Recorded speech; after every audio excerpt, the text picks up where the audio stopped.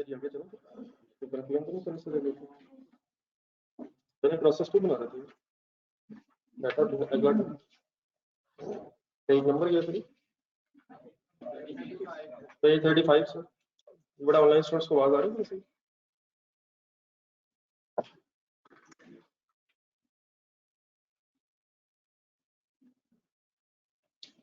ये प्रोसेस 2 बना रहे थे इस क्वेश्चन को शुरू करेंगे इसे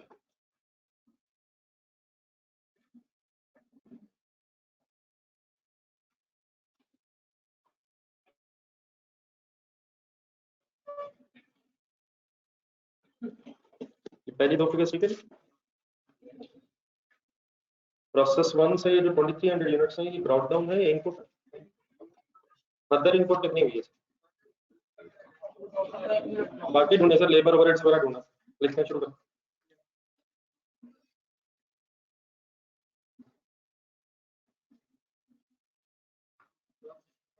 जी जी फिर डेबिट साइड पूरी कर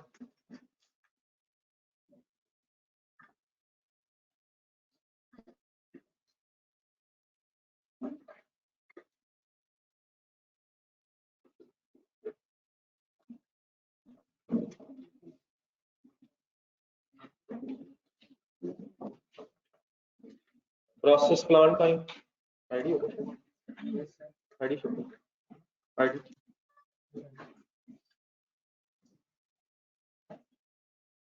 20 hours at the rate of sorry 13.5 hours sorry 20 hours at the rate of 13.5 270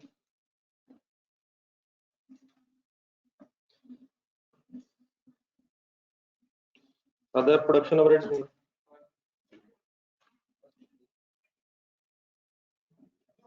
इसकी एलोकेशन हुई थी 84 divided by 204 into 357 147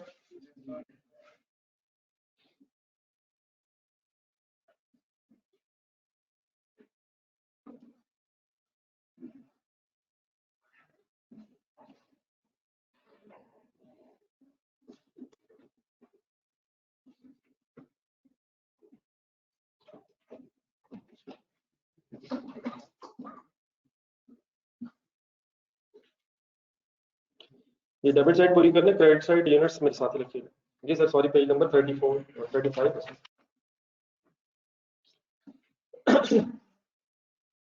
debit side पूरी करने क्रेडिट साइड के यूनिट्स कैसे लिखने हैं एक दफा दोबारा मेरे साथ सोचो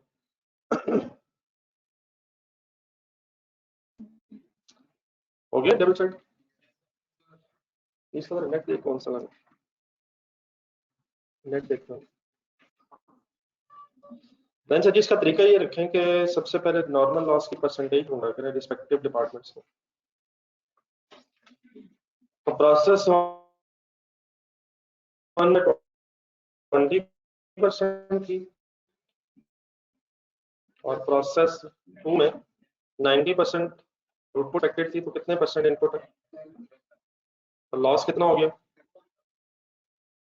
लॉस की परसेंटेज सर जी क्या होगा आप अपना क्वेश्चन देखें हो जाएगा यार इसका तरीका सबसे पहले क्या डिसाइड करना उसके 10% उसके नॉर्मल लॉस की परसेंटेज है अब कैंडी बताएं वर्किंग कैसे करो इनपुट ढूंढे था इनपुट 2300 है 2000 है सर जी क्वेश्चन साइलेंट है सर 2300 है 2000 है सर कुछ कह नहीं सकते सर अनडिसाइडेड है प्लीज कुछ कह सकते हैं सर जी एक मिनट दोबारा क्लोन निकालिए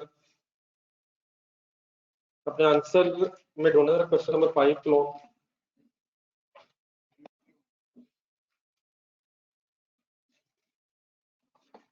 तो आगे क्वेश्चन वाला पेज भी निकालो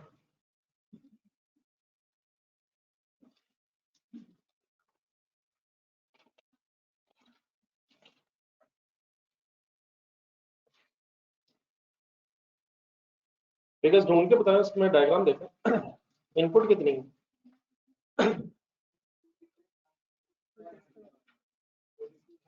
42,900 है या उसमें 12,000 भी इनपुट है? इसका क्वेश्चन देखिएगा जरा, इसमें इनपुट आउटपुट रेशियो बताई गई डिपार्टमेंट बी में।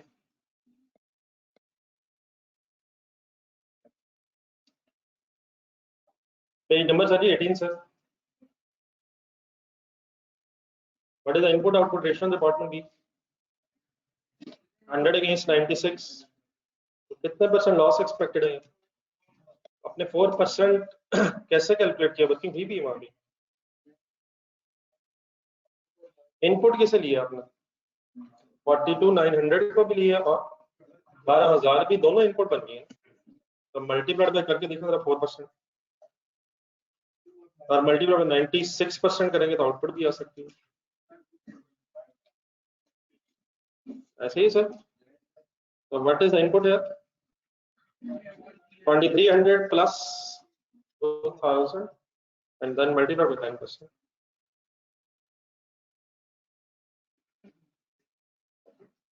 $430. Please, what is the first step? Normal loss की फिगर ढूंढना। बाकी ये चीजें जो मैं दिखा रहा हूँ पिछली फंड, इसको ज़हन में रिटेन रखिएगा। Any confusion? देन उसके बाद सर इस फिगर के अलावा मैंने आपसे कल भी रिक्वेस्ट की थी कि जो भी फिगर्स आती हैं वो सब एक्चुअल फिगर्स ढूंढनी है आपको। मसला फिनिश गुड्स, अब यहाँ फिनिश गुड्स वर्ड क्यों लिखा हूँ सेकंड लाइन पर पढ़े, क्वेश्चन की सेकंड लाइन। कितने प्रोसेसेस इन्वॉल्व थे? अब सेकंड प्रोसेस का एंड आ गया, तो क्या ये फाइनली फिनिश गुड्स बन गई? तो कितने यूनिट्स लिखो फिनिश गुड्स के सामने? 4,000। ब्रॉट डाउन कैरिड डाउन नहीं इन प्रोसेसेस में फिलहाल। अब यूनिट्स का लेजर बैलेंस करें।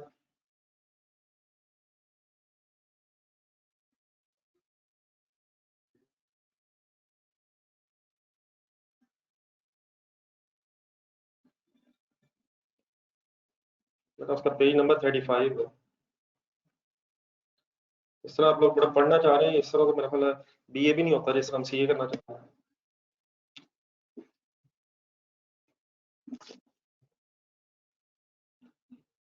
जी सर जी, how to balance the units. वही तरीका, डेबिट क्रेडिट साइड देखें। पहले कौन सी साइड पर टोटल लिखा जाएगा? हायर साइड का क्रेडिट साइड। ऐसे कितने एक्स्ट्रा यूनिट्स नजर आ रहे हैं? 130।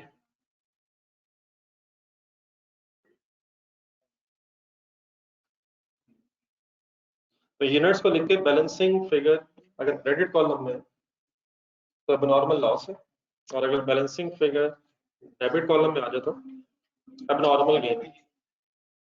बताएंगे एक्चुअल लॉस कितना? ना करें सर जी, ना करें, बस करें यार, कुछ तो कंसंट्रेट करें। What should be the actual loss? What is 430? What is 130? Reduction in normal loss. Reduction in normal loss. What is actual loss? Calculator उठाया जरा, इनपुट लिखें कैलकुलेटर पे, कितनी इनपुट है? कोई एक लिख ले, सबकी तरफ से हो जाएगा। कोई एक भाई लिख ले पूरी क्लास में से, सबकी तरफ से हो जाना इससे। What is the input sir? इसको जरा इनटू 90% सीधा करें जरा, और क्वेश्चन देकर बताइए 90% क्या बताया मैंने? सर जी क्या बताया सर? ये मैंने क्या बता दिया? मैंने क्या बता दिया? ये क्या था? ये एक्सपेक्टेड आउटपुट, 90% एक्सपेक्टेड आउटपुट। तो व्हाट इज एक्चुअल आउटपुट? कितने यूनिट्स एक्स्ट्रा बन गए? 430 लॉस एक्सपेक्टेड था, लेकिन एक्चुअल लॉस सिर्फ कितना हुआ? 300 यूनिट्स एक्चुअल लॉस है, और कितने एक्स्ट्रा यूनिट्स बन गए? 130 एक्स्ट्रा यूनिट्स बन गए। It is reduction in normal loss. दोबारा लिखने से, what is the meaning of normal gain? Reduction in normal loss.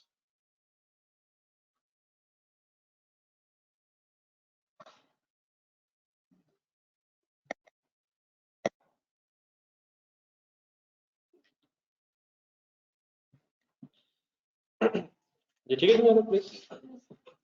Sir उसके बाद नेक्स्ट स्टेप ये होता है, दोबारा प्रोसेस अकाउंट देखते हैं। जब ये यूनिट्स आप बैलेंस कर लेंगे तो before any per unit working normal loss की रिकवरी वैल्यू ढूंढनी है। So what is the recovery value, normal loss in the process to 0.3 per pound? Okay, 430 into 0.3 129। तो नॉर्मल लॉस के सामने कॉस्ट नहीं आनी, रिकवरी वैल्यू आपने ढूंढनी है।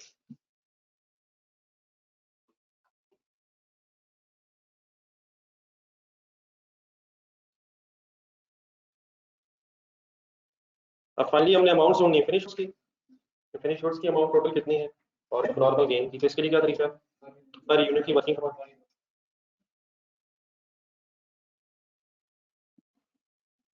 डेबिट साइड की फिगर्स उठाएं, 1150 plus 800 plus 84 270 plus 147 is total finally manufacturing cost 2451 something.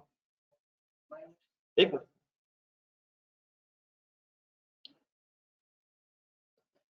तो इनिशियली मैन्युफैक्चरिंग कॉस्ट आपको डेबिट साइड से मिलेगी, फिर रिकवरी वैल्यू का डिसीजन लें, क्रेडिट साइड से मिलेगा इफ एनी रिकवरी वैल्यू आप लिख चुके होंगे इस वर्किंग से पहले। अब बेस बनवाए फाइनली आज। अब जिन यूनिट्स पे आपने कॉस्ट कैलकुलेट करनी बस वो उठाने, 4000 माइनस 130, ठीक है।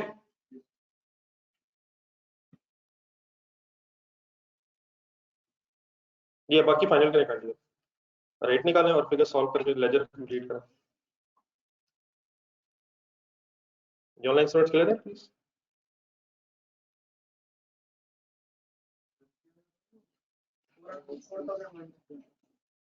थ्री हंड्रेड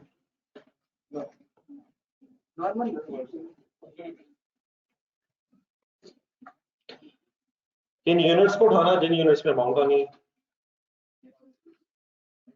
4000 और 130।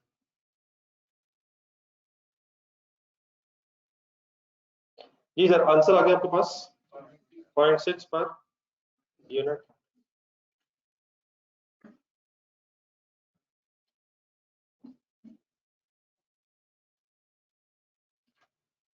देन फाइनली इस पर यूनिट को यूज करें, फिनिश गुड्स 4000 into 0.6 2400 rupees,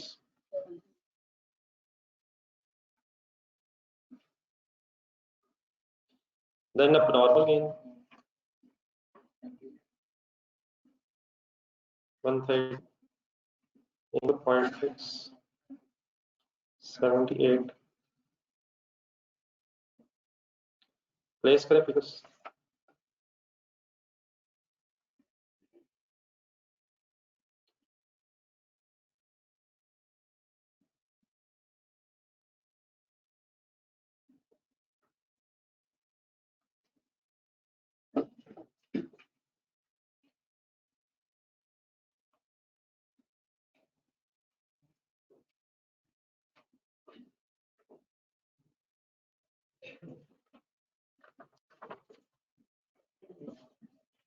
ये मेरे आंसर तो राइट में फॉर टू डिस्प्ले। जी सर ये टोटल कर सकते 2529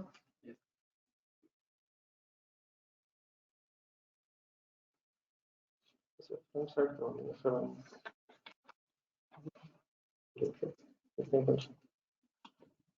सिर्फ फ्रंट साइड।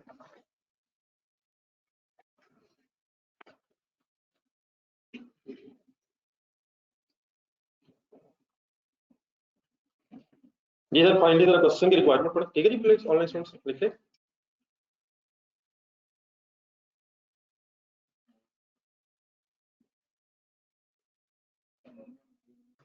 ये लॉस के अकाउंट्स और गेन्स के अकाउंट्स बनाना है तो यहाँ तक नोट कर लिया सबने।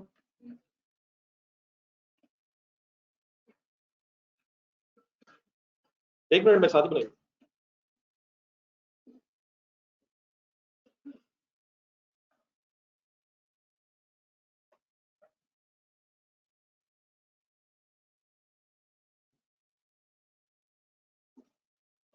प्रोसेस वन एक नजर देखें जरा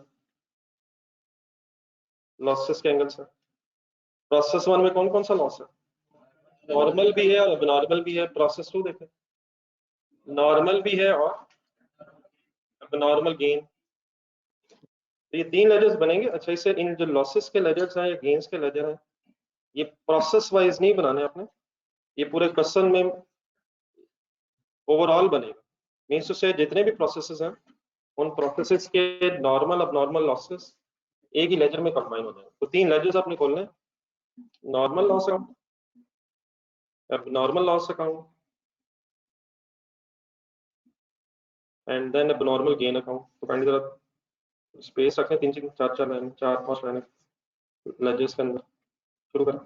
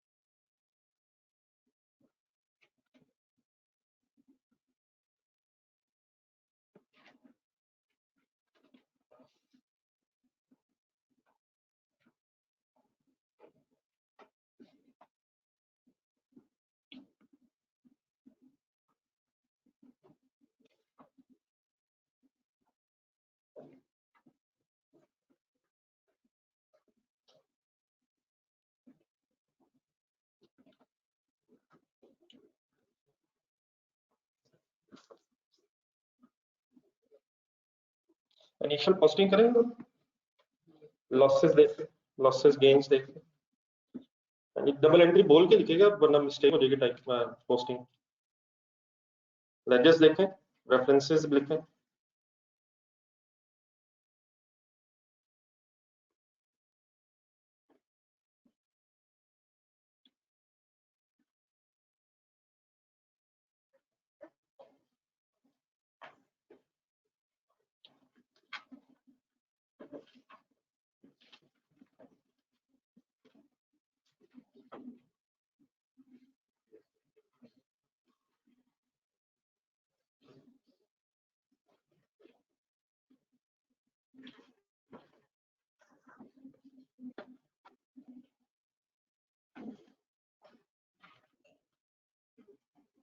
ये है process one, normal loss debit, process one credit 600 120। नहीं, वो बात की बहस, वो आराम से सोचेंगे। पहले इनिशियल पोस्टिंग से मुराद जो लेजर्स में लिखा हुआ उन फिगर्स को इन लेजर्स में इकट्ठा करना। प्रोसेस अकाउंट्स में जो लिखा हुआ उनको यहाँ इकट्ठा करना। अब normal loss debit 100 units 50 rupees, process one credit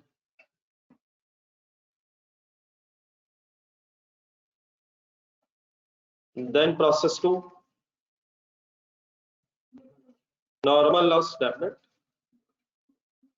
and process 2 credit 430 129 और then फिर गेन है process account debit, process account debit अब normal gain initially credit 130 and 78। तो 130 यूनिट्स एक्स्ट्रा बनने से 78 रुपीज का बेनिफिट हो गया।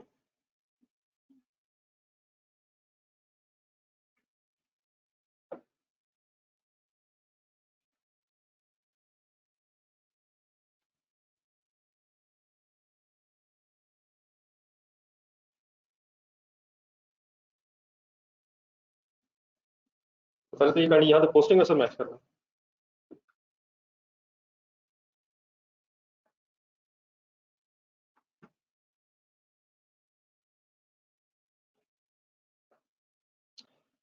ठीक है सर, बना दी। सॉरी आपसे सवाल पूछा सर, आइंदा नहीं पूछूंगा, आपके पास जवाब दे दो। सर डिस्टर्ब किया।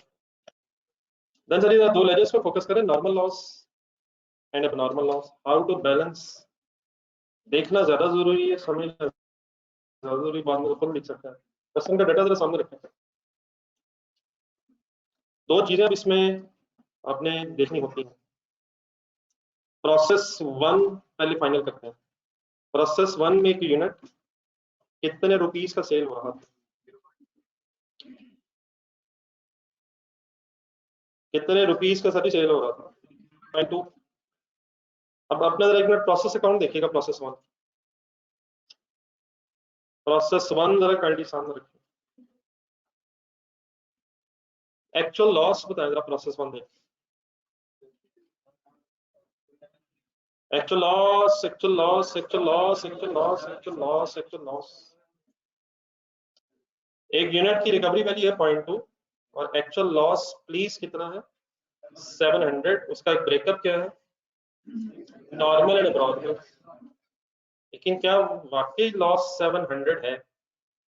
इट मींस नॉर्मल लॉस के ये 600 यूनिट्स भी बिकेंगे और एब्नॉर्मल लॉस के ये 100 यूनिट्स भी बिकेंगे। और आपको जो रिकवरी वैल्यू है, जरा क्वेश्चन में देखें, वो वेस्टेज के एंगल से दी हुई है। ये समटाइम्स हो सकता है कि आपको रिकवरी वैल्यू नॉर्मल लॉस की डिफरेंट दी हो, नॉर्मल लॉस की डिफरेंट दी हो, लेकिन अगर क्वेश्चन में कोई इंफॉर्मेशन ना हो तो वी अज्यूम के जो लॉस की रिकवरी वैल्यू है वो दोनों लॉस पे एप्लीकेबल है। वैसे तो शायद वेस्टेज के कल भी वर्ड की बात हुई है। वेस्टेज मींस क्या है, एक लॉस है नहीं, मतलब वेस्टेज, जाया हो गई चीजें। तो किस किस नाम से जाया हो गई, नॉर्मल से भी और एब्नॉर्मल के नाम से भी। तो उनकी अब रिकवरी वैल्यूज का हमने ट्रीटमेंट करना। तो क्या वाकई प्रोसेस वन है लॉस वाले 600 यूनिट्स भी वेस्ट हुए और एबनॉर्मल लॉस वाले 100 यूनिट्स भी वेस्ट हुए हैं?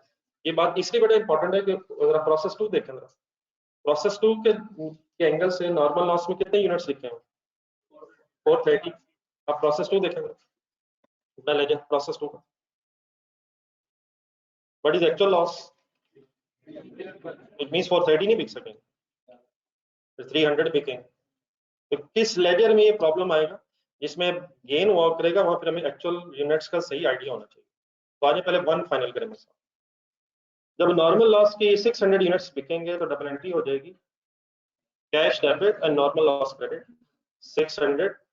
और क्या इसके अगेंस्ट 120 है, तो 120 डेबिट साइड पे भी क्या है, डेबिट साइड में भी क्या है sir, recovery value, recovery value पे ना देखना। तो ये जिन प्रोसेसेस में नॉर्मल गेन नहीं होगा, उन प्रोसेसेस के एंगल से तो ये ledger as it is balance हो जाएगा, जिससे हमारा पहले हो जाता था। यहाँ तक लिखा है।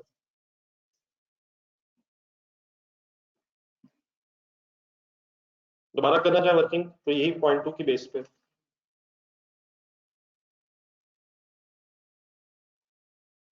ये ठीक है बेटा ऑनलाइन स्टूडेंट्स?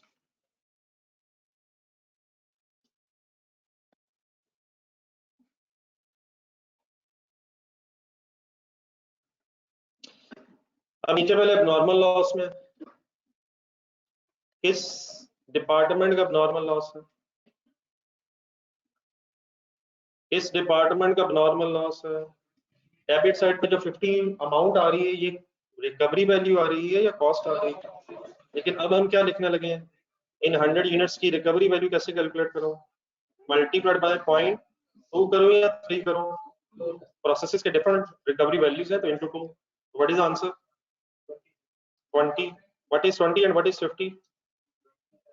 तो 50 कॉस्ट है, 20 रिकवरी वैल्यू है, नेट लॉस एंड में कैलकुलेट कर लेंगे। ठीक है,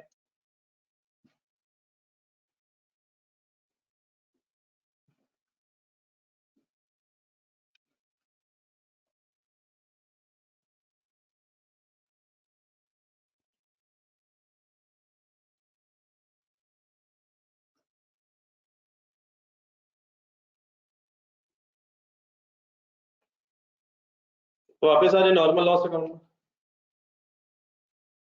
अब प्रोसेस टू के एंगल से जरा फिगर आप बताएं। प्रोसेस 2 के एंगल से बताएं कितने यूनिट्स को बेच के कैश मिलेगा। 430 यार, 430 अगेंस्ट मिलना था, लेकिन एक्चुअली कितना लॉस हुआ? तो 300 units multiplied by recovery value process 2 कितनी है? 0.3, तो 0.3 मींस 90, 90 जेन रख के डबल एंट्री बोले। Cash account debit and normal loss account credit. तो ये वाले दोनों फिगर्स मैच क्यों नहीं कर रही आपस में?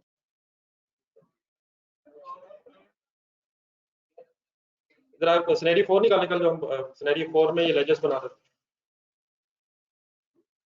सिनेरियो 4 में कल जब आप नॉर्मल लॉस का अकाउंट मेरे साथ बैलेंस कर रहे थे, तो उसमें एक 200 रुपया आया था शायद। उस 200 को कुछ एक्सप्लेन किया होगा मैंने, तो पढ़ेंगे, एक लाइन लिखी थी शायद आप। तो इस केस में आप गौर से देखें बोर्ड पे, हम प्रोसेस 1 के एंगल से तो देखें तो लेजर बैलेंस है हमारा 600 600 120 120। तो ये लेजर में डिफरेंस सिर्फ किस वजह से? प्रोसेस 2 की वजह से, जिसमें नॉर्मल गेन है। तब डिफरेंस अगर नहीं इसका, तो 130 यूनिट्स का आता है कैलकुलेट करना, और 39 रुपीज का डिफरेंस आता है। तो वहां 200 था, वहां ये 39 है। This is the recovery value that can not be earned because of abnormal gain. मतलब 130 लिखे यूनिट्स जरा कैलकुलेटर को, 130 to 0.3 करें। तो ये 130 यूनिट्स की वो रिकवरी वैल्यू है जो हम अर्न नहीं कर सके because of the abnormal gain. ठीक है, यकीन है अब एबनॉर्मल गेन की वजह से बेनिफिट भी हुआ हुआ 78। लेकिन याद है कुछ फाइनली फिर क्या किया इसका? ढूंढ लिया था कंटी को सिनेरियो 4 में, जरा देखने इसका फाइनली फिर कैसे इसे नेट ऑफ किया। इसका सिंपली तरीका क्या है, जो डिफरेंस आएगा नॉर्मल लॉस अकाउंट में, उसके साथ आप क्या वर्ड्स लिख देंगे। उससे लिखने से क्या होगा, एक डबल एंट्री बन जाएगी, और ये डबल एंट्री फिर जाके गेन से नेट होके और बस नेट गेन कैलकुलेट करें। तो करें जरा balance, normal loss account complete करें, और पोस्टिंग करते हुए नॉर्मल गेन में फिर डबल एंट्री बोल के कीजिएगा। Normal loss credit, normal gain debit.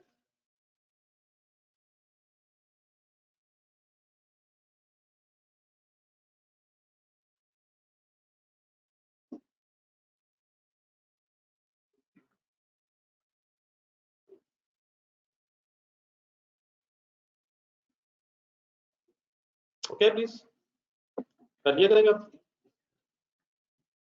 चलें बस अब लेजर्स बैलेंस करने रहेंगे।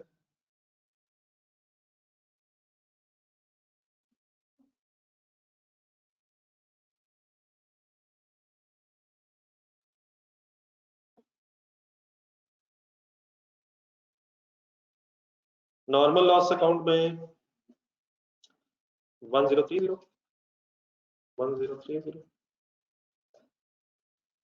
249 49।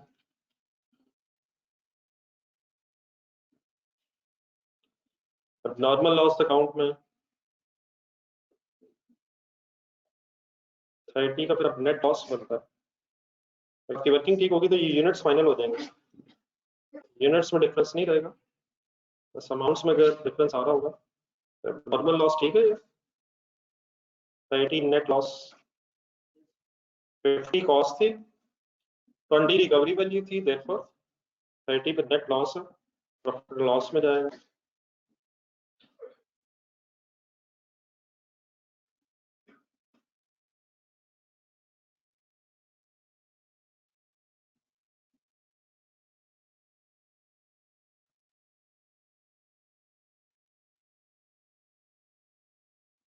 इसमें भी नेट 39 का डिफरेंस आता है, तो नेट गेन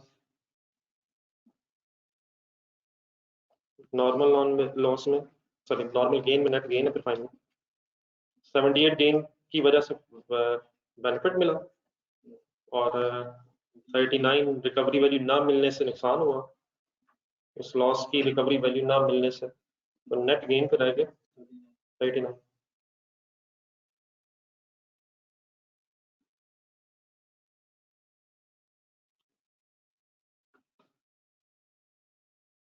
तो ठीक है, नई चीज हो तो यकीनन समझने में टाइम लगेगा, लेकिन जब चीजें फिट होना हो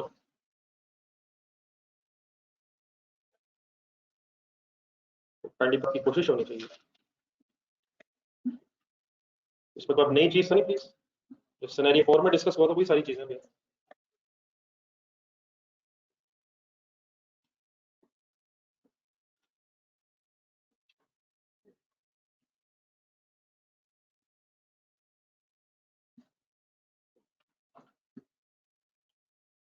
Parallel, any confusion in the figure? The online students?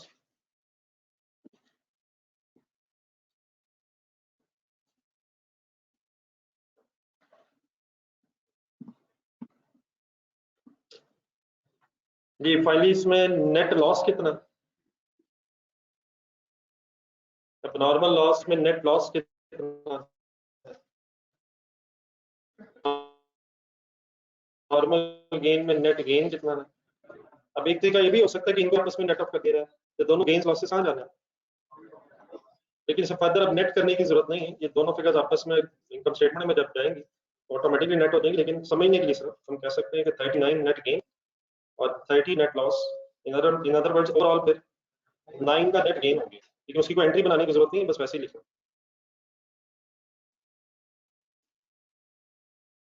अगर 30 एक्सपेंसेस में जाए और 39 अदर इनकम में जाए तो ऑटोमेटिकली इसका नेट इफेक्ट नेट 9 गेन हो जाएगा, तो इसकी कोई फर्दर एंट्री की अब जरूरत नहीं, एंट्री इसका पहले ही हुई है, बस इसको वैसे ही लिखें।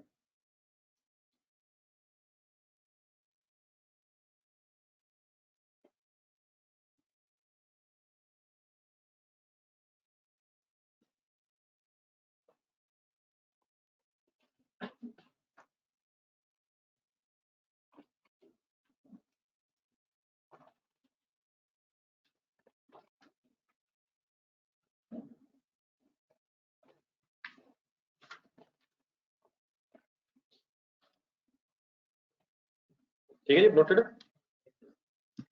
एक नया पेज होना चाहिए।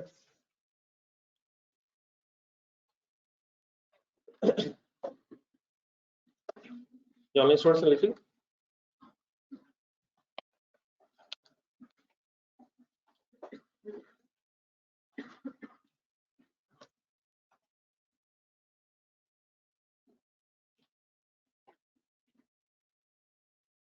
ये सर इब्राहिम साहब जो आपने कहा ये आप यही बड़ा आपने कल लिखा था, ठीक है। ये सर एक छोटा सा नया कॉन्सेप्ट बीच में ऐड करने, नया क्वेश्चन करने से पहले एक हेडिंग लिखें एस्टिमेटेड फैक्ट्री ओवरहेड। जरा फैक्ट्री ओवरहेड्स पे जरा थोड़ी सी बहस होगी।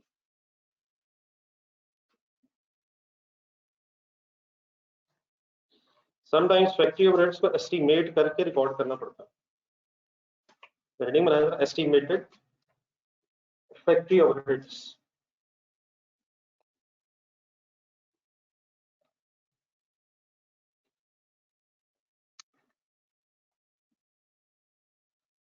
फैक्ट्री ओवरहेड्स की चंद एक एग्जांपल्स बोलते हैं सर। पानी जरी सुस्ती खत्म करें, हिम्मत करें यार। फैक्ट्री ओवरहेड्स का लेजर जरा ज़हन में लाएं, फैक्ट्री ओवरहेड्स का जरा लेजर ज़हन में लाएं। इस साइड पे ये अमाउंट होंगे जो आप बोल रहे हैं। अब इस बात को समझने के लिए जो मैंने हेडिंग बनाई, एक स्टोरी सी बना लें अपना बिजनेस समझते हुए, तो एक सिनेरियो से मैंने क्रिएट करना, साथ साथ में लिखते रहना। सपोज आपकी एक फैक्ट्री है, suppose a factory is producing,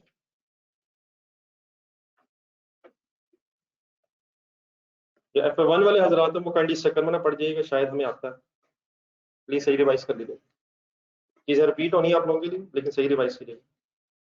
suppose a factory is producing shirts from raw material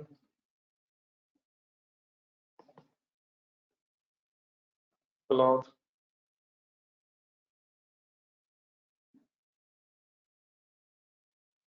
तो शर्ट्स के साथ मैंने FG मींस फिनिश गुड्स लिखा है, क्या खरीद के क्या बना रहे हैं, क्लॉथ खरीद के शर्ट्स बना, फैक्ट्री अपनी समझो।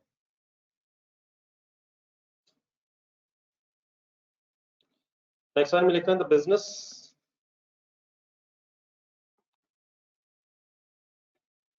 received order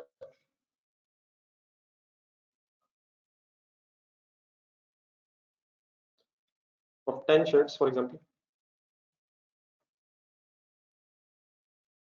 from a customer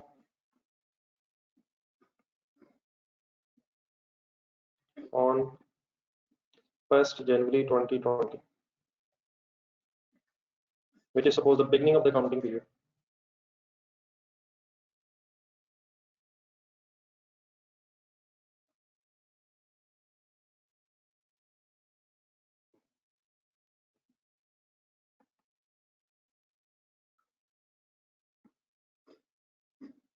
let's assume आपके बिजनेस को एक ऑर्डर मिला, 10 शर्ट्स आपने किसी कस्टमर को बना के देनी है, 1 जनवरी 2020 पे सपोज ऑर्डर मिला और यही अकाउंटिंग पीरियड का स्टार्ट भी है।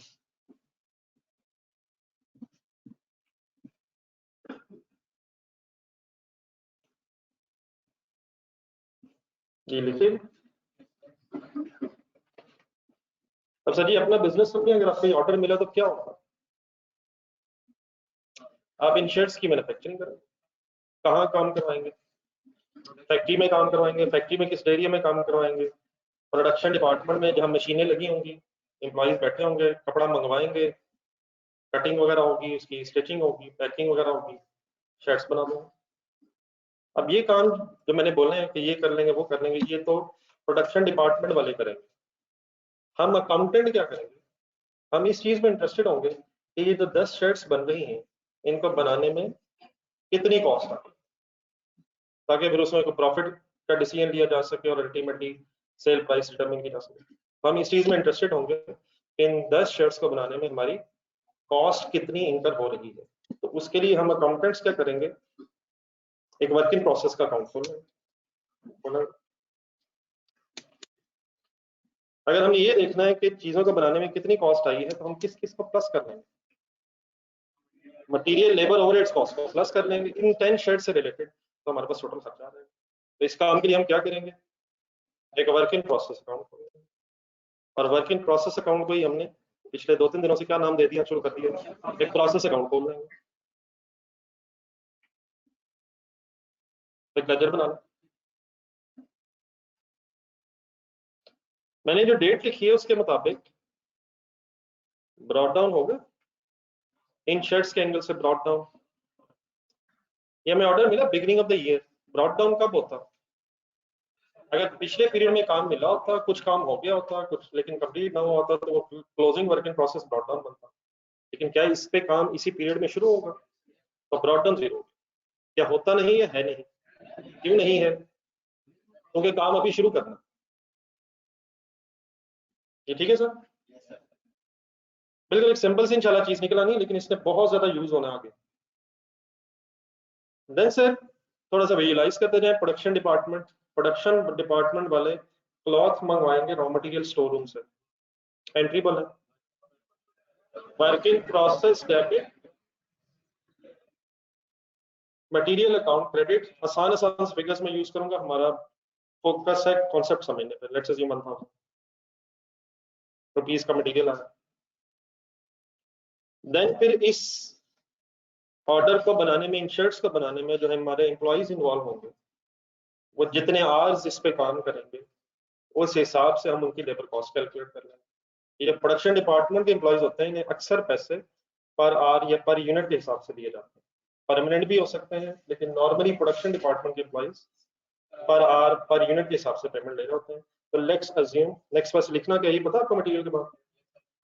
फैक्ट्री पेरोल लिख लें या लेबर लिख लें? मतलब इसका क्या है कि हम डायरेक्ट लेबर लिखना चाह रहे हैं।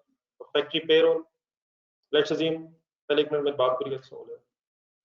लेट्स अज्यूम 10 आवर्स लगे इन 10 शर्ट्स को बनाने में, और labour is paid at the rate of 150 per hour. तो व्हाट इज 10? नहीं, व्हाट इज 10 आवर्स, 10 घंटे सपोज लगे, और 1 घंटे की पेमेंट सपोज 150 रुपीस पे हुई है। तो देयरफॉर कितनी लेबर कॉस्ट आ गई? 1500। ठीक है,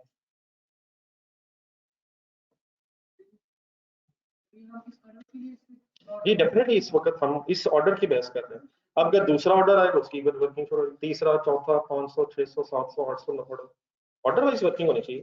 वी शुड बी इंटरेस्टेड कि हर ऑर्डर को से के अगेंस्ट कितने कॉस्ट आएंगे, और पीरियड एंड पे एक कंबाइंड लेजर बना देंगे ताकि टोटल कॉस्ट को पता चल जाए, इन सब को प्लस कर नहीं, तो वो उसका वर्क इन प्रोसेस होगा। मैंने जो वर्क इन प्रोसेस अकाउंट खोला है ये सिर्फ इस ऑर्डर के अगेंस्ट खोला, बस ठीक, बस यही। दूसरा जब ऑर्डर मिलेगा तो हम उसकी कॉस्ट कैलकुलेट करने में इंटरेस्टेड होंगे। कुछ हो सकता है कि हमारे ऑर्डर्स पिछले पीरियड से बनना शुरू हो गए हों, कंप्लीट ना हुए हों, तो उनका लेजर हम इस साल कैसे खोलेंगे, सीडी का ब्रॉड रन बनाएंगे। लेकिन कितने वर्क इन प्रोसेस अकाउंट्स बन जाएंगे, जितने ऑर्डर्स होंगे। हाँ, आप एंड में इस चीज में भी इंटरेस्टेड होंगे कि अब टोटल मटेरियल कितना लगा है, टोटल और लेबर कितनी है, ओवरहेड्स कितने हैं, और total cost of goods manufactured क्या है, वो सारों को अगर प्लस करना है तो हमारे पास फाइनल फिगर आ जाए। लेकिन शायद हमें ये भी पता होना चाहिए कि ऑर्डर वाइज प्रॉफिट कितना हुआ, और फिर ये भी पता होना चाहिए ओवरऑल कितना हुआ। तो I am just focusing on one order of 10 shirts, और हमें ऑर्डर मिला ऑन द 1 जनवरी 2020। उसके रिलेटेड हमें 1000 मटेरियल लगाना पड़ा उससे रिलेटेड, और उससे रिलेटेड हमारी डायरेक्ट लेबर कॉस्ट हो गई है 1500। ठीक है, यहाँ तक ये नोट कर लिया सबने। देन सर जी अब इस लेजर के नीचे, लेजर में ही 3 लाइनें रख दें, मींस अभी 3 लाइनें नीचे होनी चाहिए। इन लेजर यहाँ छोड़ के जरा एक पहले सेंटेंस लिखें नीचे।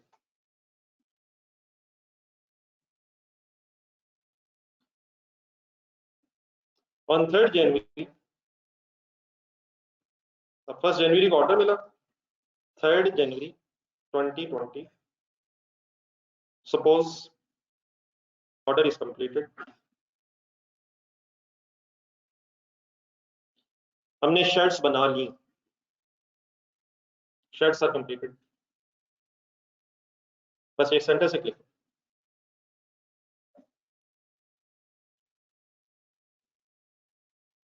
अब मैंने 1 जनवरी डेट लिखी है और 3 लिखी है, तो अब डेफिनेटली इन दिनों में 24-24 घंटे भी हैं, लेकिन होपफुली और ऑर्डर्स भी चल रहे होंगे।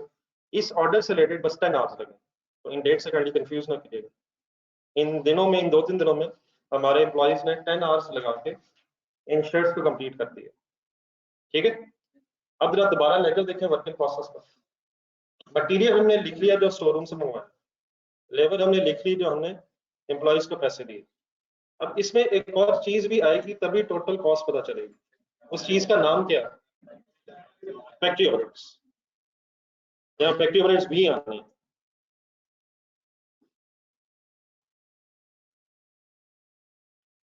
ऐसे फैक्ट्री ओवरहेड्स आएंगे तो टोटल मैन्युफैक्चरिंग कॉस्ट कंप्लीट होगी।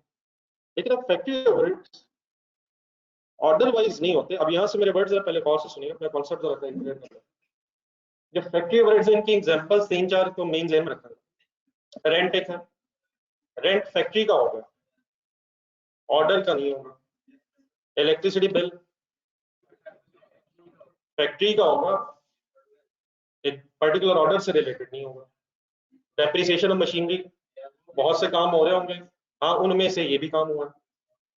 इसी तरह ऑयल लुब्रिकेंट्स अगर किसी के हैं, कोई फैक्ट्री सुपरवाइजर है, तो वो ऑर्डर स्पेसिफिक ये चीजें नहीं होंगी। Factory overheads factory wide, factory overall factory के से रिप्रेजेंटेटिव होंगे। ठीक है, ऑर्डर से रिलेटेड नहीं, पूरी फैक्ट्री एज अ होल से उनका लिंक होगा। यहाँ तक मेरी बात समझ आती है। और सेकेंडली वो 3 जनवरी को भी नहीं पता चलेंगे। मसलन बिजली का बिल जो है वो मंथ एंड पे होगा। अगर कोई फैक्ट्री सुपरवाइजर है, कोई परमानेंट एम्प्लॉयज है, उनकी सैलरी भी पर मंथ है, डेप्रिसिएशन भी पर एनम अक्सर, हाँ अगर चाहे पर मंथ। तो ये फिगर्स जो है पीरियड एंड पे फाइनल होती हैं। इनमें से मेजॉरिटी चीजें जो है फैक्ट्री ओवरहेड से रिलेटेड। तो factory overheads number 1 order specific नहीं है, और नंबर 2 ये ऑर्डर की कंप्लीशन डेट पे फाइनल नहीं होंगे, ये पीरियड एंड्स पे फाइनल होंगे। यहाँ तक बात समझ आती है मेरी? लेकिन क्या 3 जनवरी वाले दिन आपको ये पता चल जाना चाहिए कि हमारी मैन्युफैक्चरिंग कॉस्ट क्या है, तभी आप प्रॉफिट का डिसीजन ले सकते हैं और सेल प्राइस से डिटरमिन कर सकते हैं। तो अब प्रॉब्लम ये है कि फैक्ट्री ओवरहेड्स का एक्चुअल जो है वो हमें पीरियड एंड पे पता चलेगा और फैक्ट्री एज अ होल के लिए पता चलेगा। लेकिन हम अकाउंटेंट्स इस चीज में इंटरेस्टेड होंगे कि जैसे जैसे ऑर्डर्स कंप्लीट हो रहे हैं साथ साथ उन ऑर्डर से रिलेटेड भी ओवरहेड्स हमें पता चल जाए ताकि हम उनकी मैन्युफैक्चरिंग कॉस्ट को कंप्लीट कर सकें। तो व्हाट इज द प्रॉब्लम? 3 जनवरी को क्या नहीं पता होगा? अभी एक्चुअल फाइनल नहीं होंगे, लेकिन हम क्या चाहते होंगे कि 3 जनवरी पे फैक्ट्री ओवरहेड जो इस ऑर्डर से रिलेटेड है वो कुछ ना कुछ हमें मिल जाए ताकि हम मैन्युफैक्चरिंग कॉस्ट को कंप्लीट कर सकें। तो इस प्रॉब्लम को रिजॉल्व करने के लिए फिर क्या किया जाता है? अब इस बैकग्राउंड को ज़हन रख के नेक्स्ट आपने लिखते रहना है। लेजर के अंदर नहीं है, लेजर के बाहर जहां हमने ये ऑर्डर कंप्लीट कर लिया उससे आगे बढ़े। जो मैंने चंद एक बातें बोली हैं वो भी कंटिन्यू लिख लें ताकि आपको बाद में रिवाइज करना। Actual factory overheads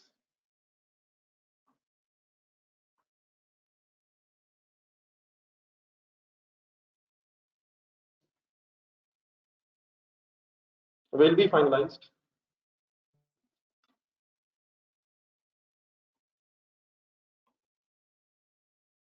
at the end of the period.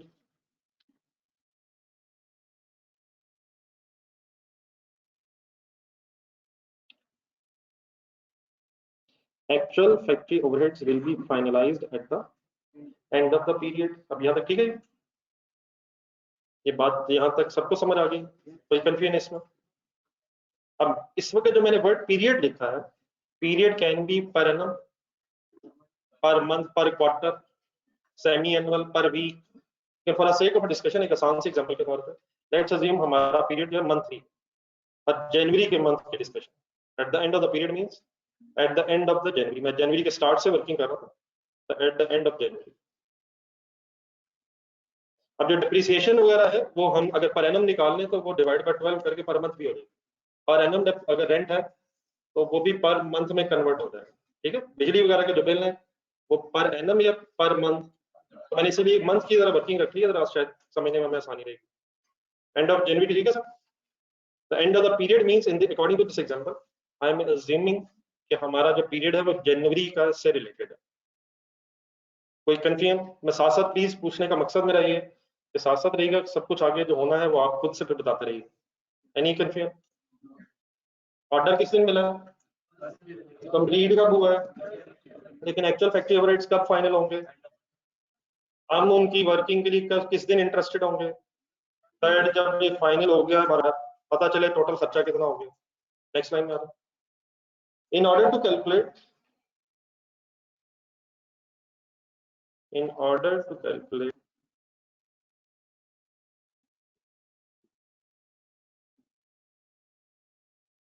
the amount of factory overheads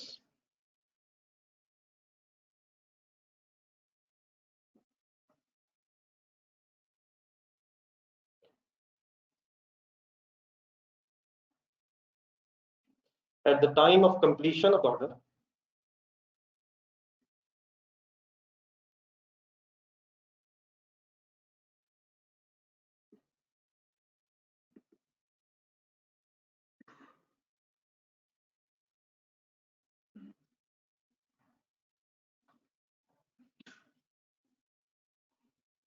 we calculate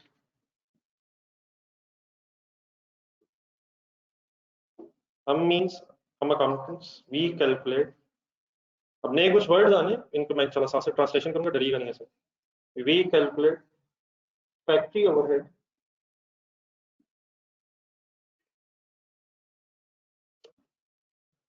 absorption rate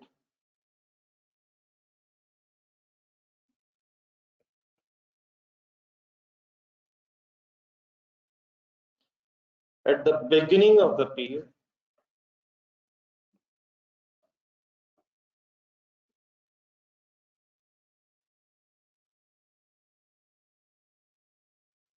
we calculate factory overhead absorption rate at the beginning of the period to be used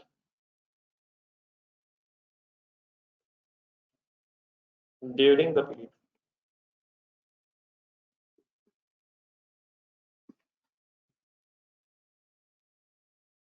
as follows।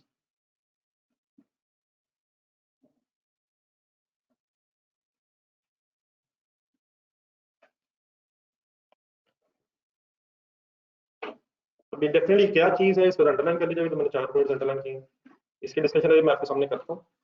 आपसे इस तरफ request है, ये जो हमने लिखा है इसकी जरा एक ट्रांसलेशन अपने जहन में बना लें। इस मसले को मैं 5-6 क्वेश्चंस बनाता हूँ अपने जहन में, मतलब 5 सेंटेंस ऐसा बोलूंगा जिसमें बहुत से क्वेश्चंस हैं, तो अगर हम क्वेश्चंस के अगर आंसर्स देने की कोशिश कर सकें, इस प्रॉब्लम को रिजॉल्व करने के लिए हम किस दिन क्या कैलकुलेट करने लगे थे। पढ़ के आराम से पढ़ के जरा कोई आंसर जरा देने को, किस प्रॉब्लम को रिजॉल्व करने के लिए। ये एक्चुअल फैक्टर रेट सब एंड में आएंगे, उसको तो हम कुछ नहीं कर सकते, हम नहीं कह सकते वापस वाले को जाके हमारा बिल दे दें, वो तो एंड में आता है। हम क्या करने लगे, हम चाहते ये हैं कि ऑर्डर्स की कंप्लीशन वाले दिन हमें उस ऑर्डर से रिलेटेड कुछ ओवरहेड्स पता चल जाए। ये हमारा मसला है, इस प्रॉब्लम को रिजॉल्व कर रहे हैं। उसके लिए क्या करेंगे, हम एक फैक्ट्री ओवरहेड रेट निकालें, एब्जॉर्प्शन की जरा ट्रांसलेशन कर रहे हैं। एब्जॉर्प्शन मीन्स है, एब्जॉर्ब का मीन क्या होता है, जज़ब। तो एक रेट है जिससे फैक्ट्री ओवरहेड्स इस ऑर्डर में जज्ब हो जाएंगे, ऐड हो जाएंगे, सॉर्ट ऑफ एलोकेट हो जाएंगे। फैक्ट्री ओवरहेड्स इस ऑर्डर में इस रेट की बेस पे प्लस हो जाएंगे, एब्जॉर्ब। तो हम क्या कैलकुलेट कर लेंगे, एक फैक्ट्री ओवरहेड एब्जॉर्प्शन रेट। कब कैलकुलेट करेंगे, पीरियड में स्टार्ट में बैठ के कर लेंगे और उसको फिर इस्तेमाल कब किया करेंगे, ड्यूरिंग द पीरियड हम इस्तेमाल करते रहा करेंगे। मीन्स से जिस जिस दिन हमारा ऑर्डर कंप्लीट हुआ करेगा, हम इस रेट की बेस पे अपने ऑर्डर से रिलेटेड ओवरहेड्स फाइनल कर दिया करेंगे। अब डेफिनेटली ये कोई एक्चुअल रेट है, एक एस्टिमेटेड रेट मजबूरन क्यों निकालना पड़ रहा है, तो फिर एक्चुअल ओवरहेड्स है नहीं। अब डेफिनेटली फिर ये जरूर हो सकता है कि एस्टिमेट्स और एक्चुअल और हो जाए, क्या इनमें फर्क हो सकता है। लेकिन बेटा अब इस तरह ये नहीं है कि हम अचानक बस बैठे होंगे, कागज पेंसिल पकड़ा और वैसे लिख दिया 15 रुपए रेट, 16 रुपए रेट। इसको पूरा इसका प्रोसीजर होता है कि पिछले पीरियड के रेट्स आप देखेंगे, पिछले पीरियड की वेरिएशन ध्यान में रखेंगे जो हमने सोचा था और एक्चुअल में कितना डिफरेंस आ गया। फिर इन्फ्लेशन के फैक्टर्स को आप ध्यान में रखेंगे, इलेक्ट्रिसिटी बिल जो है वो इन्फ्लेशन से इंक्रीज हो जाता है, रेंट भी इन्फ्लेशन से बढ़ जाता है। ये सारे फैक्टर्स, हिस्ट्री भी ध्यान में रखेंगे आप, हिस्टोरिकल क्या क्या होता रहा, फिर फ्यूचर में क्या एक्सपेक्टेशंस है, उन सब को बेस बना के हम कोशिश तो करेंगे कि हमारे जो एस्टिमेटेड ओवरहेड्स हैं ये क्लोज टू एक्चुअल हो। लेकिन eight the end of the day estimate और एक्चुअल में डिफरेंस फिर भी शायद आ सकता है। लेकिन हम जब भी एस्टिमेट बनाएंगे अकाउंटिंग में, तो हमारी कोशिश क्या होगी कि ये एक बेस्ट एस्टिमेट हो।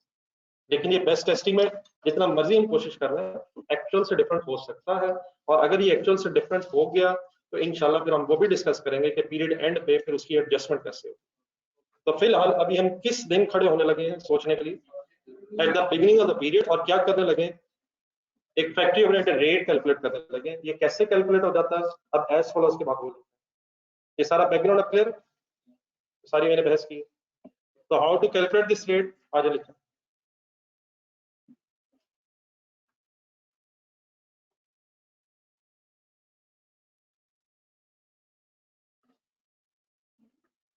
जी सर, अब एक मिनट मैं पहले वर्ड्स लिखता हूँ।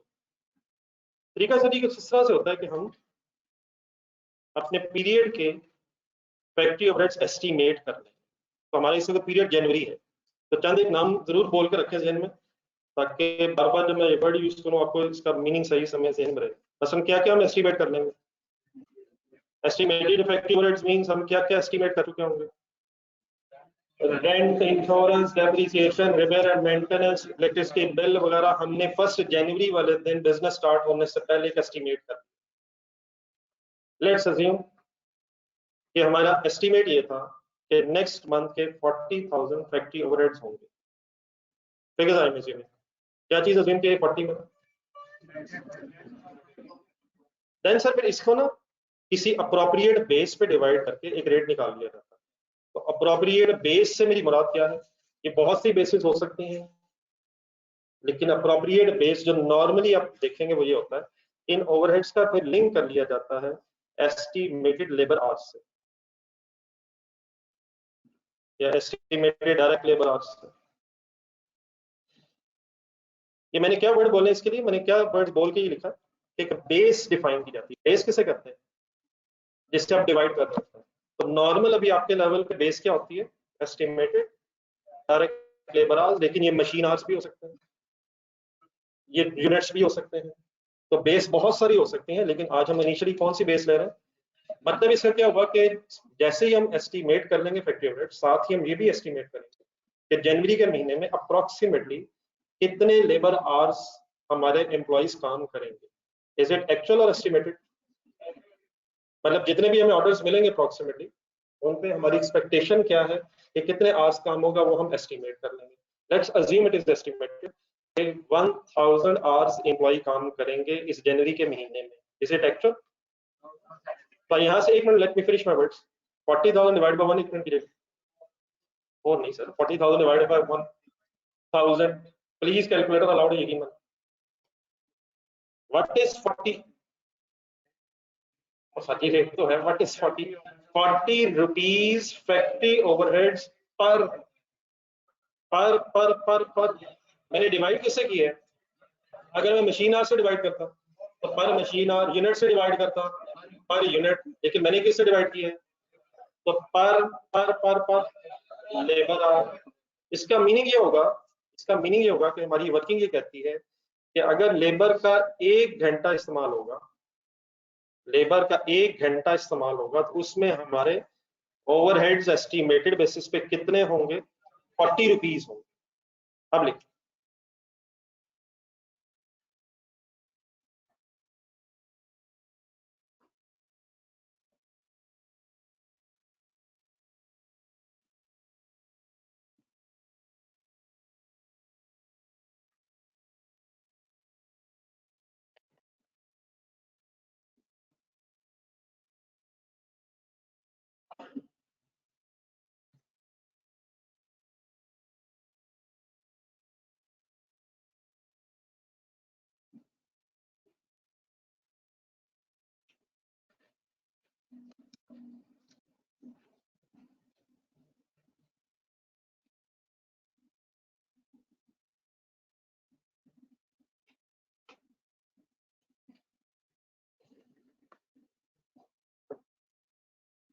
इन प्रॉफिटेबिलिटी की कैलकुलेशन उसके बाद ही मिस्टर मूसा होती है, जब आपका अपना खर्चा आ चुका होता है। आप एस्टिमेटेड बेसिस पर अपनी सेल प्राइस कोट कर देते हैं, लेकिन प्रॉफिट आप तभी डिसाइड कर सकेंगे सही जब अपनी सेल प्राइस को फिर अपने cost of manufacturing, cost of goods manufacture से कंपेयर करें।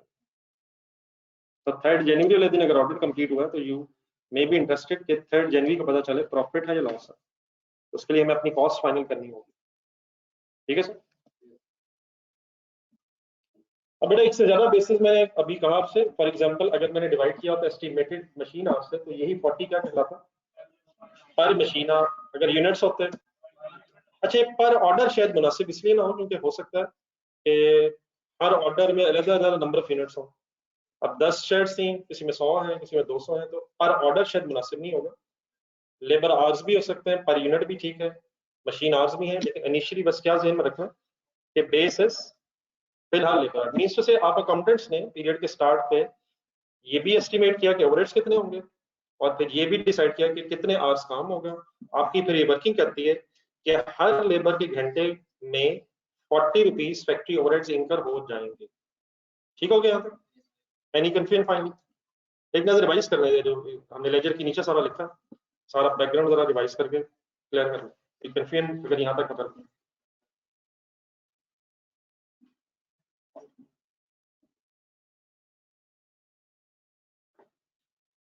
बेटा उस वक्त एस्टिमेटेड प्रॉफिट्स होते हैं, एक्चुअल तभी पता चलेगा जब आपके खर्चे फाइनल हो जाएंगे।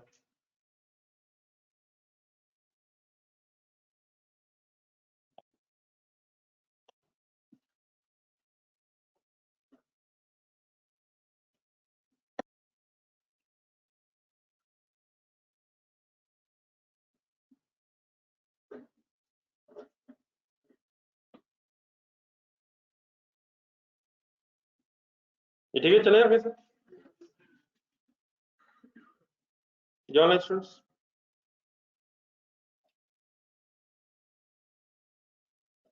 देन सर ये 40 अब जेन में रखें और काइंडली वापस आ जाए तो लेजर बना।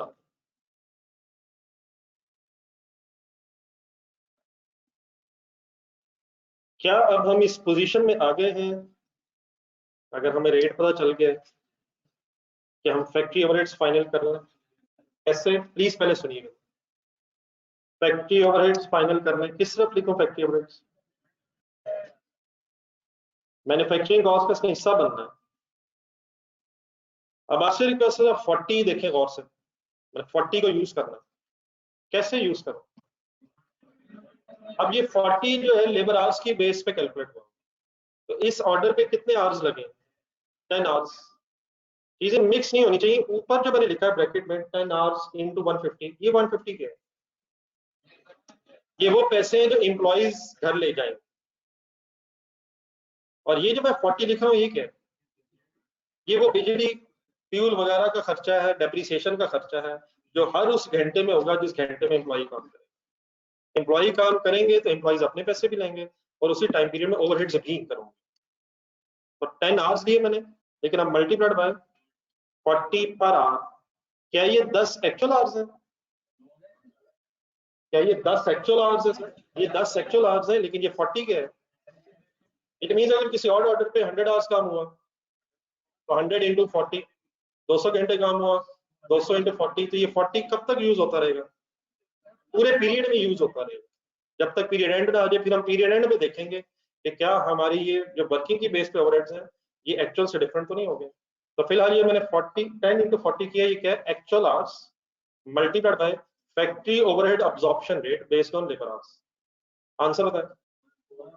What is this 400? Is it actual factory overheads? नहीं बट अब इसमें ना एस्टिमेटेड भी वर्ड ठीक है चले, लेकिन इस एस्टिमेटेड का जरा ब्रेकअप देखें ब्रैकेट में। ये 10 एक्चुअल है बीच में, 10 एक्चुअल है, एक्चुअल आवर्स, और 40 डेफिनेटली एस्टिमेटेड रेट है। तो इसको फिर कहा जाता है, ये वो ओवरहेड्स है जो हमारे इस ऑर्डर में प्लस हुए हैं। तो this is called as absorbed factory overheads. Absorbed factory overheads. Absorbed means absorbed factory overheads. दो लफ्ज और लिखे इसके साथ, एक मिनट मैं पूरा करूं फिर आपने ये लिखना है तीनों लफ्ज। एब्जॉर्ब को हम चार्ज कह सकते हैं। चार्ज मीन्स इस ऑर्डर में चार्ज जो है जमा हुए हैं। और एक लफ्ज और होता है इसके लिए, applied, applied to this order. सबसे बेस्ट वर्ड मेरा ख्याल समझने के लिए कौन सा लग रहा है आपको? चार्ज सबसे अच्छा है, लेकिन उसी को इंटरचेंजेबली क्या क्या बोला जाता है? एब्जॉर्ब्ड भी, जज़ब्ड भी, और अप्लाइड भी, अप्लाइड फैक्ट्री ओवरहेड्स। तीनों वर्ड्स लिखे और एफओएच प्लीज समझेंगे क्या लिखा फैक्ट्री ओवरहेड्स। पहले स्टोरी को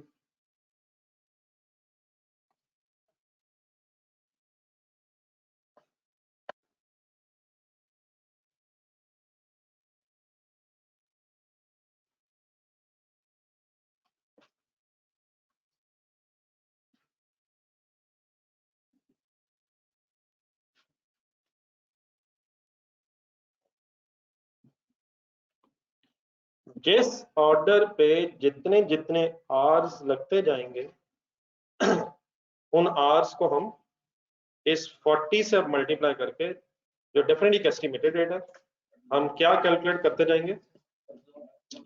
charge factory overheads related to that order. और उसी चार्ज को क्या क्या बोला जाता है? अप्लाइड या अब्सॉर्ब फैक्ट्री ओवरहेड्स भी अल्टरनेटिवली कहा जाता है। Any confusion find? ये काम हमने किस दिन कर लिया होगा? नहीं नहीं, रेट हमने किस दिन निकाला होगा? वो तो बिगिनिंग में। लेकिन ये वाला 400 वाला काम किस दिन किया होगा? इस दिन 3 जनवरी को हमारा ऑर्डर कंप्लीट। और कोई और ऑर्डर फॉर एग्जांपल 10th को कंप्लीट हुआ है, 12th को कंप्लीट हुआ है, 13 को कंप्लीट हुआ है, जो भी घंटे होंगे हम इस 40 से मल्टीप्लाई करके उससे रिलेटेड अपने अब्सॉर्ब फैक्ट्री ओवरहेड्स कैलकुलेट करते हैं। एक सेंटेंस और भी था रेट से ऊपर, to be used during the period, calculated at the beginning of the period and to be used during the period. अब जो भी हमारा पीरियड, अगर एनुअल पीरियड होता तो पूरा साल, क्वार्टरली होता, सेमी एनुअली होता, मंथली होता, तो इस पीरियड में हम इस्तेमाल करते हैं। और इसके बेस पे हमारे पास क्या कैलकुलेट होता रहेगा? Absorbed factory overheads. जी सर, कुछ एब्सॉर्ब्ड है या बदहजमी शुरू होगी? जी जी, अगर ये ऑर्डर कंप्लीट हो गया तो आपको पता है फिर इसका सीडी अब नहीं होगा। सर जी ये तो बता नहीं है, ये ऑर्डर पूरा हो गया सर, इस पे क्या क्या लगा? मटीरियल लेबर ओवरहेड्स लग के ऑर्डर अल्हम्दुलिल्लाह थर्ड को कंप्लीट है। No CD at the end of the period. Ledger balance करके देखें,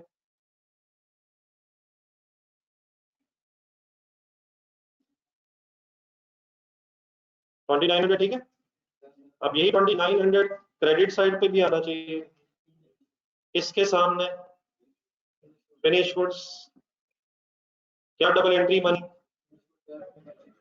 finish goods debit, work in process, process account credit, we are assuming just एक प्रोसेस है।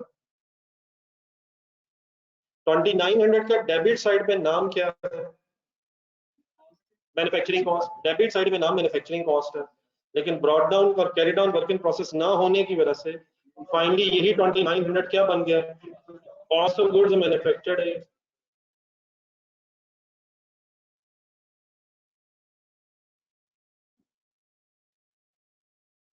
सब चीजें ध्यान में आती हैं सर, ये अकेला लगा था।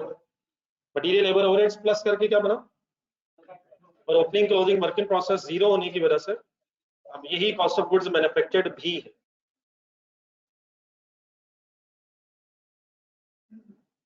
चले आगे। देन सर ये जो 400 हमने लिखा है, इसकी इधर एक अकाउंटिंग एंट्री बोल रहे हैं।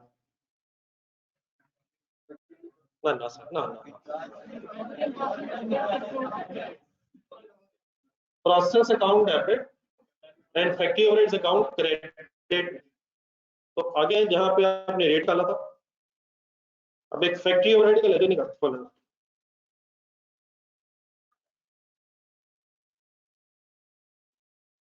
और अब आप अकाउंटेंट से कुछ प्रूडेंट डिसीजंस करवाने हैं मैंने, तो काइंडली हेल्प मी।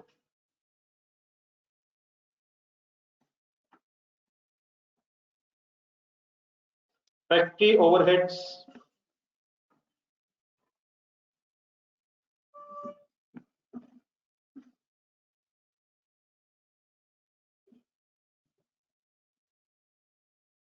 अपने वर्किंग प्रोसेस अकाउंट में जाए, दोबारा 400 रुपया देख के डबल एंट्री बोलने, बोर्ड पे देखें, इस तरफ लिखो इस लेजर में, क्रेडिट साइड पे डेबिट साइड पे, वर्क इन प्रोसेस अकाउंट 400 लिखें जरा। परेशान ना होइएगा, बाकी सब कुछ आपको पता है, सिर्फ किया मैंने क्या है वो मैं भी आपके सामने एक्सप्लेन करता हूँ दोबारा।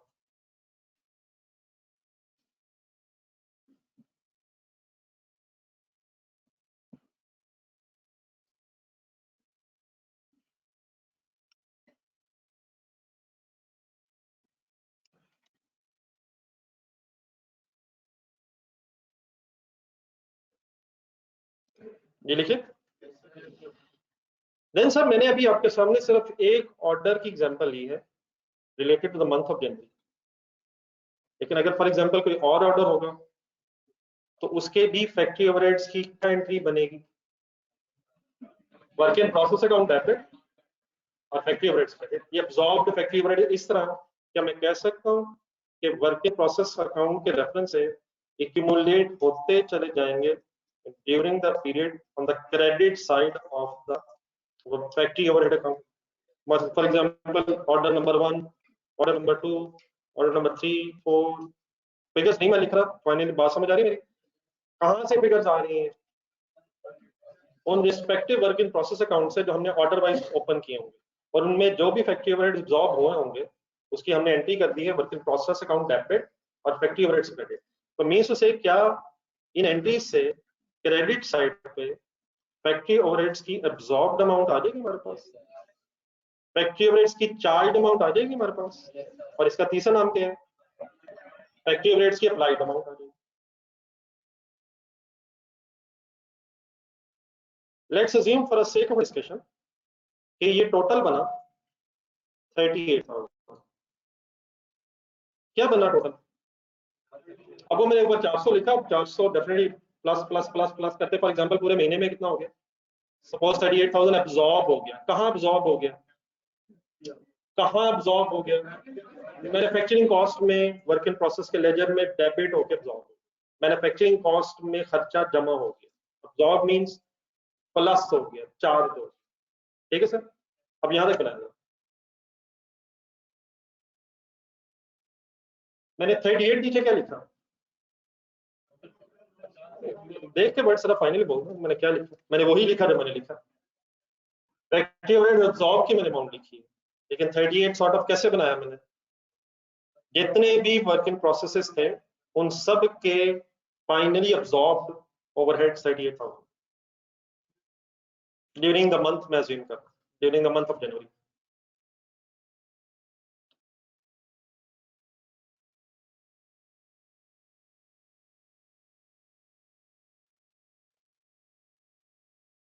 तो पूरे महीने में हम अकाउंटेंट्स कौन सी एंट्री करते रहे? सॉरी बोल रहा हूँ प्लीज, अगर ये बातें क्लियर हो जाएंगी अभी तो इंशाल्लाह आगे बड़ी आसानी रहेगी, लेकिन इस वक्त जैसे मायूसी में कन्वर्ट ना कर दीजिएगा। वर्क इन प्रोसेस डेबिट देखिए, लेकिन सर अब ड्यूरिंग द मंथ जैसे जैसे एक्चुअल फैक्ट्री ओवरहेड्स फाइनल हो रहे होंगे, क्या हम अकाउंटेंट्स उनको भी रिकॉर्ड कर रहे हैं? तो ये एक्चुअली तो है, ये तो एस्टिमेटेड रेट के बेस पे। एक्चुअल से मेरी मुराद बिजली का बिल आ गया, बिजली का बिल आ गया, अब उसे एक्चुअली हमें रिकॉर्ड करना है। कोई रिपेयर मेंटेनेंस का खर्चा हो गया, कोई इंडायरेक्ट लेबर का खर्चा हो गया, कोई depreciation and the end of the month इस महीने की फाइनल कर ली, इस महीने का रेंट फाइनल कर लिया, इस महीने के इंश्योरेंस के खर्चे फाइनल कर लिए। तो ये जो एक्चुअल खर्चे होंगे उनकी क्या एंट्री आपके ज़हन में को बनती है? एक्चुअल रेंट के, डेप्रिसिएशन के, इंश्योरेंस के एक्सेट्रा खर्चे इस फैक्ट्री ओवरहेड्स के लेजर में किस तरफ आएंगे? जी वो ट्रांसफर एंट्रीज अगर ज़हन में लाएं तो सबसे बेस्ट है। पिछला लेजर देखें जरा, एक दिन 2-3 दिन पहले जो बनाया था हमने।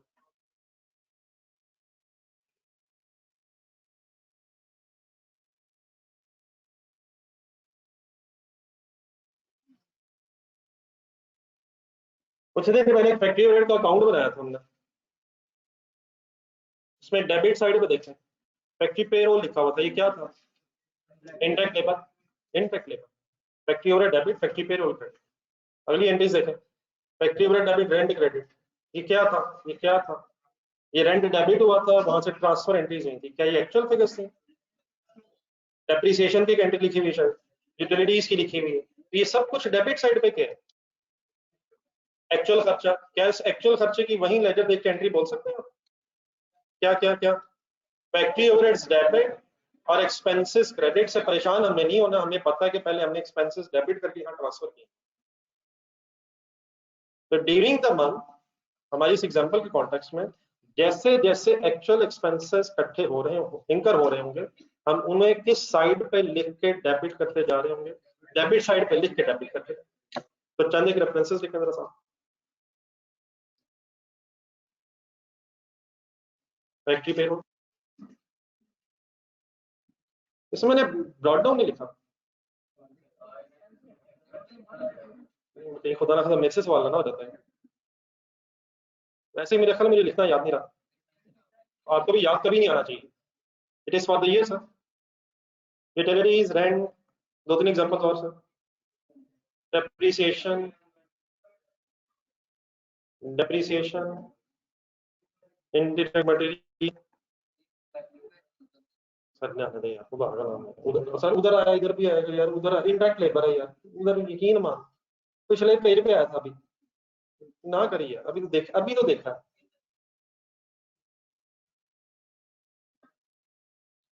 इंश्योरेंस काफी एक्सेट्रा, लेकिन जो भी है ये है क्या? एक्चुअल खर्चा है, एक्चुअल खर्चा ये हुई ना बात। ये डेबिट साइड पे जो कुछ हम लिख रहे हैं ये एक्चुअल फैक्ट्री ओवरहेड्स। तो मैंने तो कहा था एक्चुअल फैक्ट्री ओवरहेड्स का पता नहीं चलता। कंसेप्चुअली स्पीकिंग ये सब कुछ कब डेबिट हो रहा होगा? इस पीरियड में जब जब पता चल रहा होगा, और हो सकता है कुछ खर्चा में एंड में ही पता चलेगा स्पेसिफिकली, खास तौर पर रेंट या डेप्रिसिएशन सॉर्ट ऑफ इसकी working end of the period की, may be insurance per month बनाने की, लेकिन बिजली का बिल मे बी बीच में कहीं एंड की तारीखों में आ गए, रिपेयर मेंटेनेंस है साथ साथ हो रही हो। ठीक है जी, ओके। अब सपोज इन सब debit amounts actual factory overheads का जब हमने सम किया तो ये फिगर बन गई। अभी लिखने की जल्दी ना कीजिएगा, ये ऑनलाइन स्टूडेंट्स इकट्ठे हैं यहाँ? सभी ऑनलाइन स्टूडेंट्स इकट्ठे हैं प्लीज?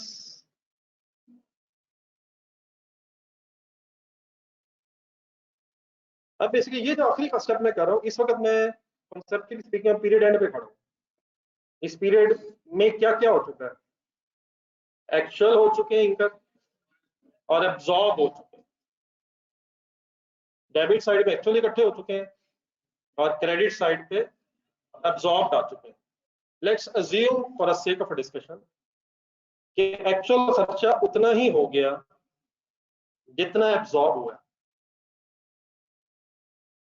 बताएं क्या बस अल्हम्दुलिल्लाह कह दें? अल्हम्दुलिल्लाह तो कह नहीं है, अल्हम्दुलिल्लाह तो बेटा हर हाल में कहते हैं ना, लेकिन खास तौर पे इस वक्त अल्हम्दुलिल्लाह खास तौर पे इसलिए बनता है कि अब कोई एडजस्टमेंट करने की जरूरत नहीं। हाँ ये मतलब जरूरी नहीं है ये हो जाए, मतलब मैंने just for a sake of a discussion एक फर्स्ट सिनेरियो क्रिएट किया कि अगर एक्चुअल खर्चा एब्जॉर्ब के इक्वल हो जाए तो क्या मैं कह सकता हूँ खर्चा उतना ही हुआ है जितना ऑलरेडी चार्ज हो चुका है। ये चार्ज होगा से कितना हो चुका है, कौन सा 38, कौन सा 38 एब्जॉर्ब्ड वाला चार्ज हो चुका है। और अगर एक्चुअल भी एब्जॉर्ब के बराबर हो जाए there is no need of any adjustment. लेकिन अकाउंटेंट की जिंदगी इतनी आसान होनी नहीं चाहिए क्योंकि सारा दिन इसी चीज के वो पैसे लेता है।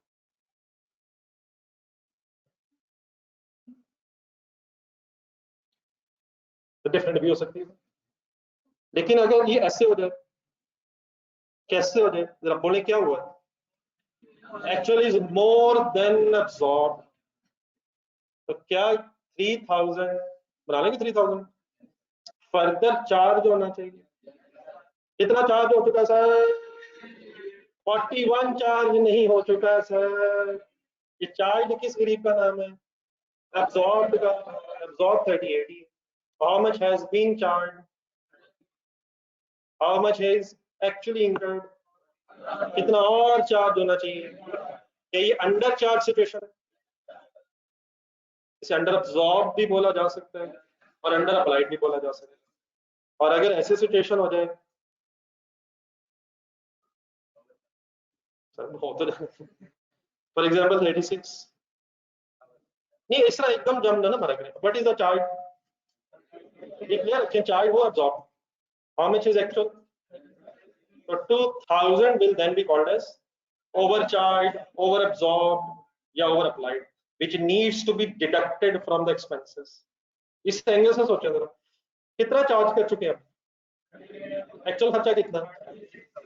अब देखिए जितना एक्चुअल है फाइनली एक्सपेंस तो ये रिकॉर्ड होना चाहिए, तो क्या ज्यादा चार्ज हो चुका है, तो ज्यादा अगर चार्ज हो चुका है तो इसे रिवर्स करना चाहिए, और अगर कम चार्ज हुआ है तो और चार्ज करना चाहिए। तो हम इस बेस पे जरा वर्किंग कर लेते हैं। ये 41 क्या लिखा मैंने, एक्चुअल का सम, 38 क्या लिखा मैंने, मेरी जरा लेजर बैलेंस करवा, आप ना लिखे बैठा जाइए, कुछ भी नहीं है बस एक मिनट, पहले किधर लिखो, क्रेडिट साइड पे। सर पहले किस तरफ टोटल लिखूं यार, डेबिट साइड पे,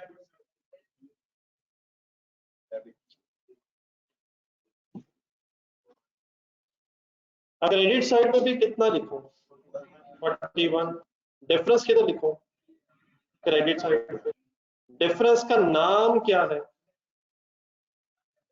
ठीक है डेबिट बैलेंस है, ये डेबिट बैलेंस है, लेकिन ये डिफरेंस क्या बता रहा है, it is under charge, under charge या अंडर अब्सॉर्ब। ये सोच रहे प्लीज, एक मिनट लिखने की जल्दी नहीं, अंडर अप्लाइड, ये कम चार्ज है ज्यादा चार्ज है, और यार 41 चार्ज है, कमाल है यार।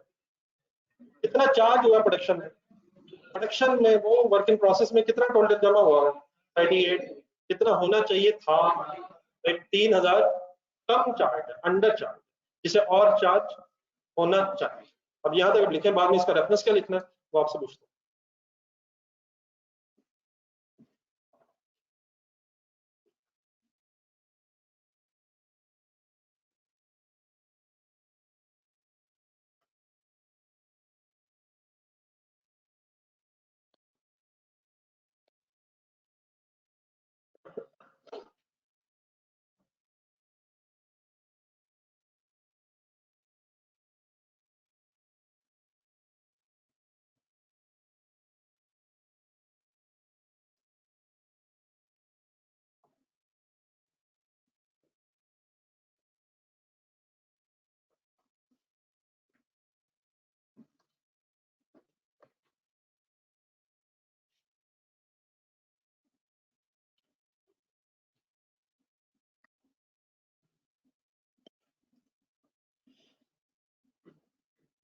तो eight the end of the period फिर हमारी इन्वेंटरीज की बेस पे ये पता चल सकता है हमें कि कुछ एक्सपेंस कम चार्ज हुआ है या ज्यादा चार्ज हो गया। अब ना ज्यादा चार्ज होना चाहिए ना कम चार्ज होना चाहिए।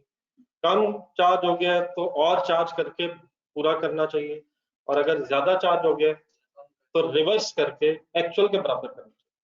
फाइनली खर्चा रिकॉर्ड होना कितना चाहिए जो एक्चुअल है, तो कम या ज्यादा अगर चार्ज हुआ है तो ऑब्वियसली फिर उसकी एडजस्टमेंट करनी।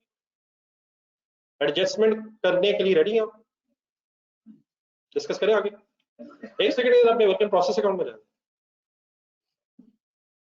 ये लेजर मेरा आपके सामने खोला, उधर अपना रजिस्टर में खोला था। आपको पता है 400 जो था फाइनली पहुंच कहाँ गया? ये 2900 मतलब 2900 में जमा हुआ, 2900 कहाँ चला गया? कॉस्ट ऑफ गुड्स मैन्युफैक्चर में फाइनली पहुंच गया। सोचा ढूंढा 400 किस किस में जमा हुआ? मटेरियल लेबर में जमा हुआ, मैन्युफैक्चरिंग कॉस्ट का हिस्सा बना, और फिर ये finally cost of goods manufacture में चला। यहाँ तक ठीक है?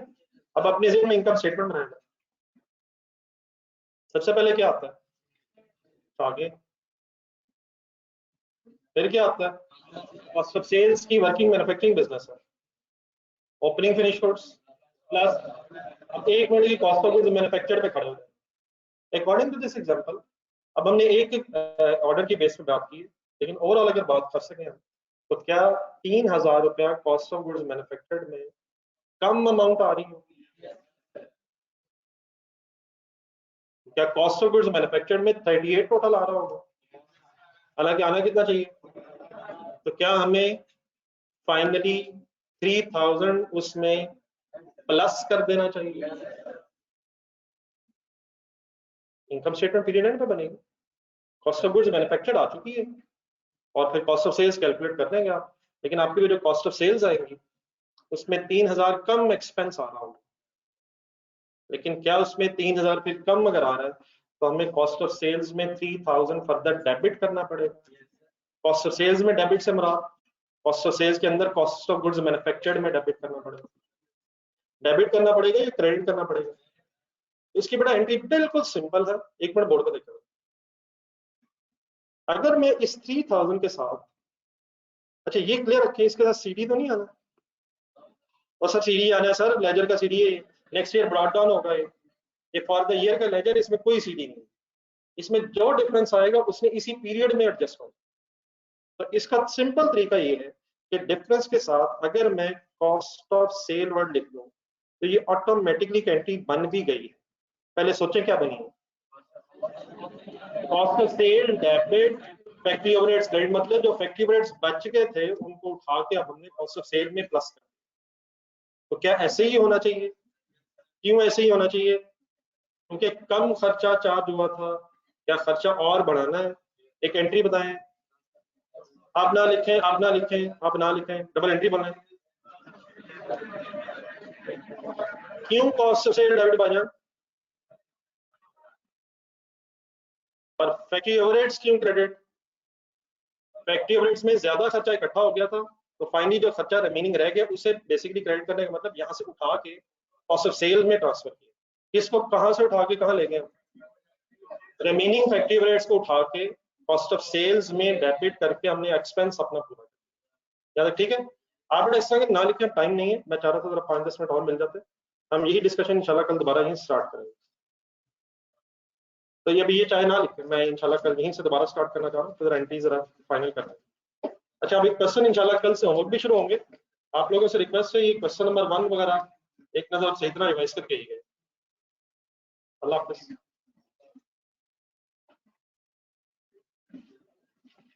और बेटा वो पता चल गया, चल चुका है इंडिविजुअल 2900 इंडिविजुअल पता चल गया है। अब हमें ओवरऑल पता होना चाहिए क्या हो गया। वो तो हमें 3 जनवरी को पता चल गया था। तो जो ओवरऑल रह गया एडजस्टमेंट, उन्हें हम डेट वाइज तो चेंज नहीं कर सकते, पीरियड एंड आ चुका है। तो फिर जो एडजस्टमेंट है बस टोटल की बेस पे होगी, वो 2900 इंडिविजुअल खर्चा था उस वक्त। ठीक है, वो दोबारा हम 3 जनवरी पे नहीं जा सकते, अब पीरियड एंड पे ही एडजस्टमेंट हो सकती है। Okay please.